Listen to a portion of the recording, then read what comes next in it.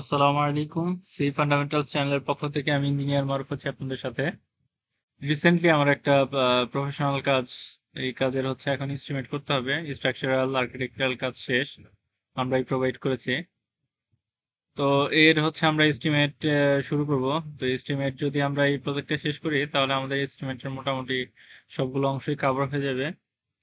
যদিও এটা হচ্ছে আমাদের G+5 4 হওয়ার কথা ছিল, 5 স্টোরি হওয়ার কথা ছিল, কিন্তু সয়েলের কন্ডিশনের কারণে আমাদের শ্যালো ফাউন্ডেশন দিয়ে ক্লায়েন্টের ডিমান্ড অনুযায়ী শ্যালো ফাউন্ডেশন অনুযায়ী আমাদের করা লাগছে।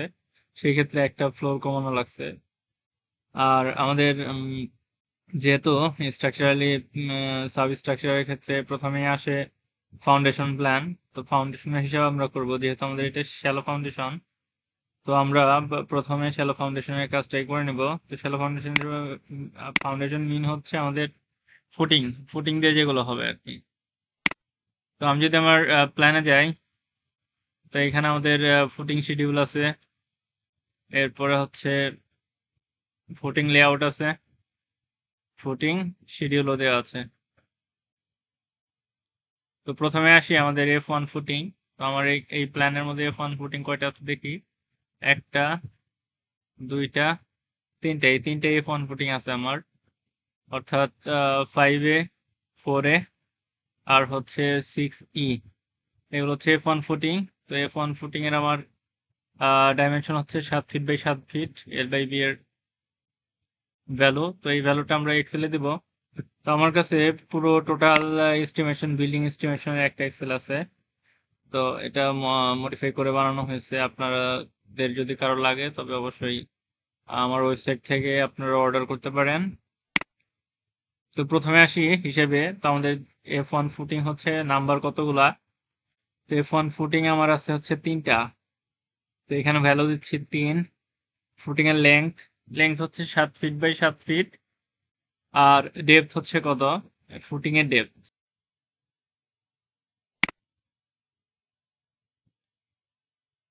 আচ্ছা, ফুটিং এর ডেপথটা আমার থেকে আসবে, ইজিএল থেকে আসবে, একদম ফুটিং এর বটম পর্যন্ত আর কি।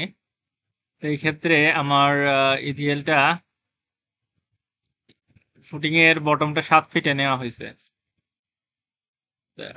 আর্থ গ্রাউন্ড লেভেল থেকে 7 ফিটে হচ্ছে আমার ফুটিং এর বটম। তো এই ক্ষেত্রে আমি এখানে ভ্যালু দেই। এখানে হচ্ছে আমার ফুটিং এর ডেপথ 7 ফিট। আর বটম রেইনফোর্সমেন্ট অফ ফুটিং এর বটম রেইনফোর্সমেন্ট প্রোভাইড করব। তো আমার এখানে যদি আমি চার্টটা দেখি, ফুটিং এর রেইনফোর্সমেন্ট লং রড, অর্থাৎ এক জালি রড হবে। এটা তো আমার এই কম্বাইন ফুটিং না, আইসোলেটেড ফুটিং। তো আইসোলেটেড ফুটিং এর হচ্ছে আমার এক জালি রড হয়, যে এরকম যে আপনি চিত্রটা দেখতেছেন। ক্লিয়ার কভার 3 ইঞ্চি থাকে ওভারঅল অল সাইড। এরপরে DST একটা ভ্যালু থাকে। ডি হচ্ছে টোটাল ডেপথ, এটা ফুটিং এর ডেপথ। বাট আমার ফুটিং এর বটমটা হবে ইজিএল থেকে যে ডিস্টেন্সটা, সেই ডিস্টেন্সটা। এই ক্ষেত্রে আমি এই যে 10.5 ফিট দেখতেছেন, এই জিনিসটা হচ্ছে আমার একদম এইখানে স্যান্ড কম্প্যাকশন করা লাগছে 2.5 ফিটের মতো। সয়েলের বিয়ারিং ক্যাপাসিটি ভালো ছিল না, এই জন্য কিছু যেন আপগ্রেডেশন হয়, এই জন্য এখানে স্যান্ড কম্প্যাকশন রিকমেন্ডেশন করা হয়েছে। তো এই ক্ষেত্রে আমার 16 মিলিমিটার 7 ইঞ্চি সেন্টার বোথ সাইডেই, যেহেতু ফুটিং এর এরিয়া বেশি। তো এই জন্য আমার স্পেসিংটা একটু বেশি আসছে, আদারওয়াইজ স্পেসিং কম আসতো। তো এই ক্ষেত্রে আমার 16 মিলিমিটার 7 ইঞ্চি পরপর, 16 মিলিমিটার 7 ইঞ্চি পরপর ভ্যালু দিচ্ছি। Long direction, short direction same. আর যেহেতু এটা রেক্ট্যাঙ্গুলার স্কোয়ার আইসোলেটেড ফুটিং, এই জন্যে আমার লেংথ এবং উইথটা সেম। তো এরপরে টপ রেইনফোর্সমেন্ট নাই, এই জন্য আমি হচ্ছে 0 মিলিমিটার 0 0 0 ভ্যালু দিলাম। এই কালারের সেলগুলো হচ্ছে আমাদের ইনপুট সেল। আর গ্রিন কালারের যেই ইগুলো আসবে সেগুলো হচ্ছে আমার সেইগুলো হচ্ছে আমার ফর্মুলা আর কি। তো এখানে টপ রেইনফোর্সমেন্ট দেওয়া শেষ। ফুটিং এর থিকনেস, এখন হচ্ছে আমরা ঠিক থিকনেসটা দিব। ফুটিং এর থিকনেসে DSX ভ্যালু আর কি। এখানে আমাদের ডিএস এক্স এই ভ্যালুটা দিতে হবে।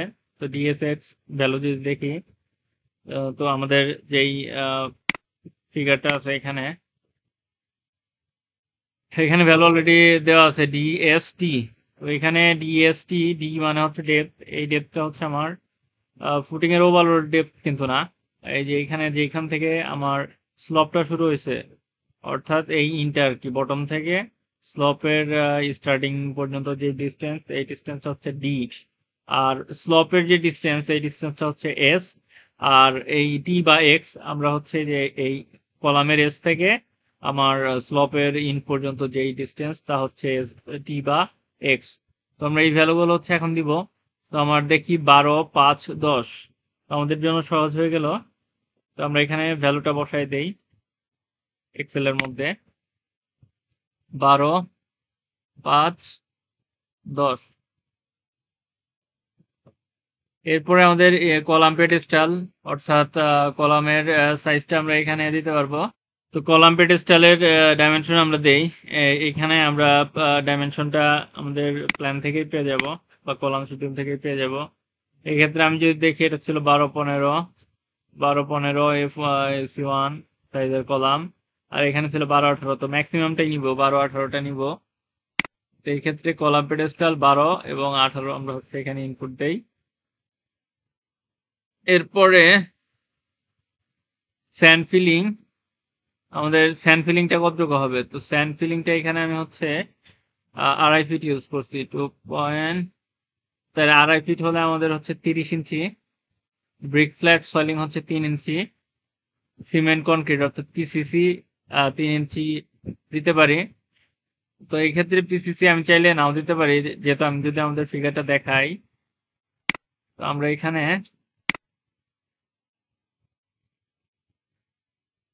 স্যান্ড কম্প্যাকশনের পরে একটা ব্রিক ফ্ল্যাট সয়েলিং দিছি, এরপর আমাদের ফুটিংটা দিয়ে দিছি। তো এইভাবেও হতে পারে। তো এই ক্ষেত্রে আমাদের পিসিসিটা লাগতেছে না, পিসিসি 0 দিচ্ছি। বটম সাইড ক্লিয়ার কভার, যেহেতু আমাদের সাবস্ট্রাকচার সাবস্ট্রাকচার গুলো অল সাইড আমাদের 3 ইঞ্চি ক্লিয়ার কভার প্রোভাইড করতে হবে, বিকজ অফ আমাদের কোরোশন যেন না হয় রেইনফোর্সমেন্ট গুলোতে। এরপরে হুক বা মাটাম কতটুকু দিব? এই ক্ষেত্রে যেহেতু আমার ফুটিং সাইজে একটু বেশি আছে, এই ক্ষেত্রে আমি মাটামটা বাড়াই দেবো। 6 ইঞ্চি আছে, তো এই ক্ষেত্রে একটু বাড়াই দেওয়া যায়। আমার এখানে আহ, মাটামটা কত দেওয়া আছে দেখে নেই। মাটামটা 2 ফিট পর্যন্ত দেয়া আছে আর কি মাটাম। আচ্ছা, ওই মাটামটা হচ্ছে আমাদের, এটা তো কলাম, শর্ট কলামের মাটাম, শর্ট কলাম না। এই ইসের ক্ষেত্রে আমরা এই ফুটিং এর ক্ষেত্রে যে বারগুলো আছে, এগুলোর মাটাম আমরা 6 ইঞ্চি রাখবো। 6 ইঞ্চি। তাহলে আমাদের হিসাব এখানে চলে আসলো। 1 ফিট বাড়তি করে ধরে আর্থ কাটিং আসলে এত স্কোয়ার ফিট, এত CFT cubic feet, sand filling cubic feet, brick plant soiling এই কিউবিক স্কোয়ার ফিটে আসলো, যেহেতু 1 লেয়ার এই জন্য স্কোয়ার ফিট। আর সিসি যেহেতু আমাদের ইউজ করি নাই, এই জন্য 0। এখানে সব ফর্মুলা অ্যাপ্লাই করা আছে। এরপরে লং ডিরেকশন রিভার আমাদের কত কেজি লাগবে চলে আসছে ফুটিং এর ক্ষেত্রে। শর্ট ডিরেকশন কত কেজি লাগবে চলে আসছে। তারপরে টপ রেইনফোর্সমেন্ট যেহেতু নাই, এই জন্য 0। ফর্মওয়ার্কটা হিসাব হয়েছে আমাদের, লং সাইড ফর্মওয়ার্ক লাগবে 42 স্কোয়ার ফিট, শর্ট সাইডে 42 স্কোয়ার ফিট। আর rectangular RCC casting 147 square feet CFT. Trapezoidal RCC casting 32 CFT. Total RCC work, অর্থাৎ আমরা আমাদের যেই ফুটিংটা ছিল, যদি আমরা ফুটিংটা দেখি, আমাদের এই নিচের অংশ এইটুকু হচ্ছে রেক্ট্যাঙ্গুলার, আর বাকি উপরের অংশটা হচ্ছে আমাদের ট্রাপোজয়েডাল। তো এই হিসাবটাই হচ্ছে আমাদের করা হয়েছে ট্রাপিজিয়ামের সূত্র, সমান্তরাল বাহুদ্বয়ের যোগফল ইনটু উচ্চতা, সেই হচ্ছে আমাদের অ্যাপ্লাই করা হয়েছে।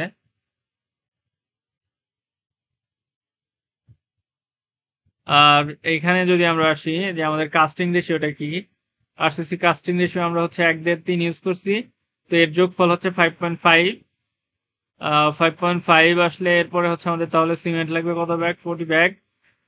Sand 75 CFT. আর স্টোন বা ব্রিক হচ্ছে আমাদের 151 সিএফটি লাগতেছে।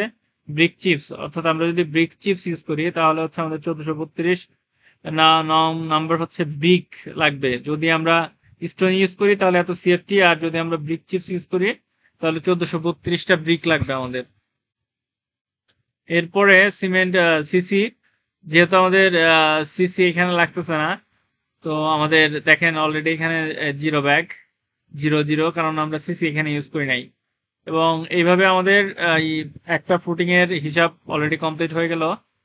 অর্থাৎ F1 টাইপের যতগুলো ফুটিং আছে সবগুলো হচ্ছে কমপ্লিট হয়ে গেল। সেম একইভাবে আমরা যদি আমাদের নিচে এই যে যতগুলো ফুটিং আছে এখানে যদি ভ্যালু অ্যাপ্লাই করি তাহলে আমাদের সব হিসাব হয়ে যাবে। এবং সবচেয়ে বড় সুবিধা হচ্ছে এই এক্সেল ফাইলে আমি আমার এইখানে যদি আমি ভ্যালু এখানে রেটটা লিখে দেই তাহলে হচ্ছে আমার টোটাল কস্টটা এখানে চলে আসবে 5% অ্যাডিশনাল সহ। এবং লাস্টলি আমার এর একটা সামারি হচ্ছে এখানে তৈরি হবে, সামারি। এই সামারির থেকে আমি আমার হচ্ছে ওভারভিউ যে রিপোর্টটা, এই ওভারভিউ রিপোর্টে এখানে হচ্ছে আমাদের কত সিএফটি পাইলে কত লাগলো, সেপ্টিক ট্যাঙ্ক কত লাগলো, আর্থ এক্সকাভেশন সব আমরা এখানে ইনক্লুড হয়ে যাবে। তো ভিডিওটি যদি আপনাদের ভালো লাগে অবশ্যই লাইক কমেন্ট শেয়ার করবেন। আর আপনি আমার চ্যানেল নতুন হয়ে থাকলে অবশ্যই সাবস্ক্রাইব করে বেল আইকনে প্রেস করে রাখবেন ভিডিও আপলোড করার সাথে সাথে নোটিফিকেশন পাওয়ার জন্য।